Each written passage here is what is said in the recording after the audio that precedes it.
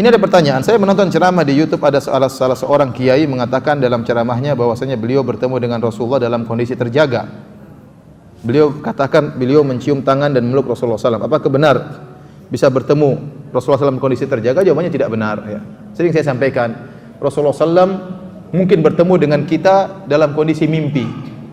Mimpi kita bertemu dengan Nabi itu mungkin. Kata Rasulullah SAW, man ra'ani fil manami faqad ra'ani.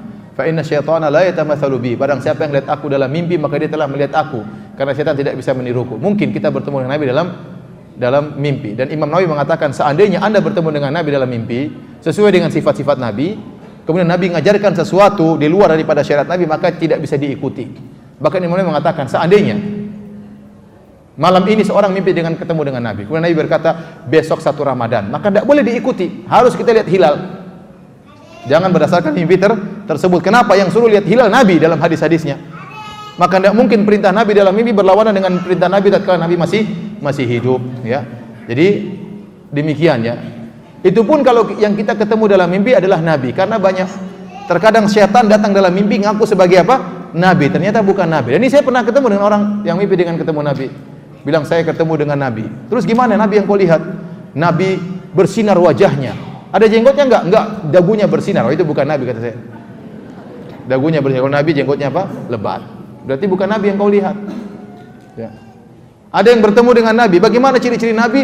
Nabi wajahnya bersahaja, kemudian rambutnya putih, jenggotnya putih. Itu bukan Nabi, karena Nabi ubannya cuma 20 helai. Yang kau lihat itu bukan siapa? Bukan Nabi. Maksud saya, Nabi, setan tidak bisa niru Nabi, tapi setan bisa ngaku sebagai Nabi. Itu pun dalam mimpi. Adapun tatkala masih Nabi ketemu kita dalam kondisi sadar, ini enggak mungkin. Nabi sekarang sudah dikubur. Dia tidak akan keluar dari kuburan kecuali pada hari kiamat kelak. Makanya waktu Rasulullah SAW sebutkan tatkala di padang mahsyar, Rasulullah SAW menanti umatnya di haud, di telaganya. Tahu-tahu ada orang yang mau ke telaga Nabi, diusir. Kata Nabi, ya Allah, mereka adalah orang yang saya kenal. Kata Allah Subhanahu wa taala, innaka la tadri ma ahdatsu ba'da. Kau tidak tahu apa yang mereka lakukan setelah engkau pergi. Nabi tidak tahu. Kalau Nabi bisa keluar ketemu orang jalan-jalan, ya pasti Nabi tahu kondisi. Oh, sekarang 2016 ada pengajian di Masjid Angkatan Laut. Nabi tahu. Ada ini, ada ibu-ibu pengajian. Rasulullah SAW tidak tahu. Makanya kata Allah, kau tidak tahu apa yang mereka lakukan setelah kau meninggal dunia. Itu berarti Nabi tidak pernah keluar dari apa? Kuburannya. Makanya saya katakan aneh, di tahun sekarang, tahun 2000-an, Nabi keluar dari kuburan ketemu dengan orang. Sementara waktu Nabi meninggal, putrinya Fatimah menangis, sedih sampai sakit sampai meninggal, Nabi tidak pernah ketemu dengan apa? Putrinya.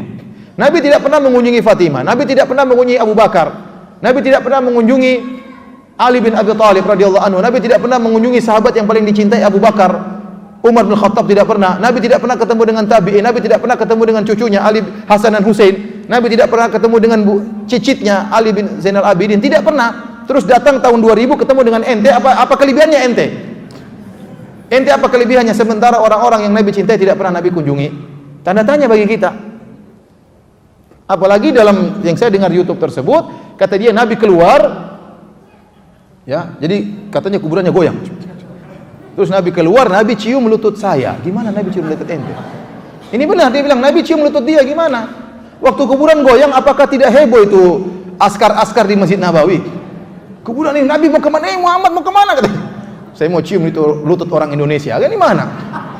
Apa enggak heboh seperti itu? Ya, kita berpikir yang boleh orang cerita-cerita, tapi kita punya otak berpikir apa benar seperti itu. Ini sekarang tahun 2000 sudah banyak shooting, sudah banyak CCTV.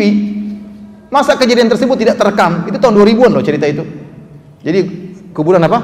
Goyang kemudian keluar. Kan susah keluar itu berarti harus dibongkar itu apa namanya? Kan tertutup itu. Berarti kan kuburan terbongkar.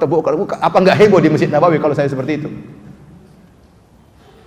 Terus melewati askar, kemudian cium dia, kemudian masuk lagi, gimana ceritanya?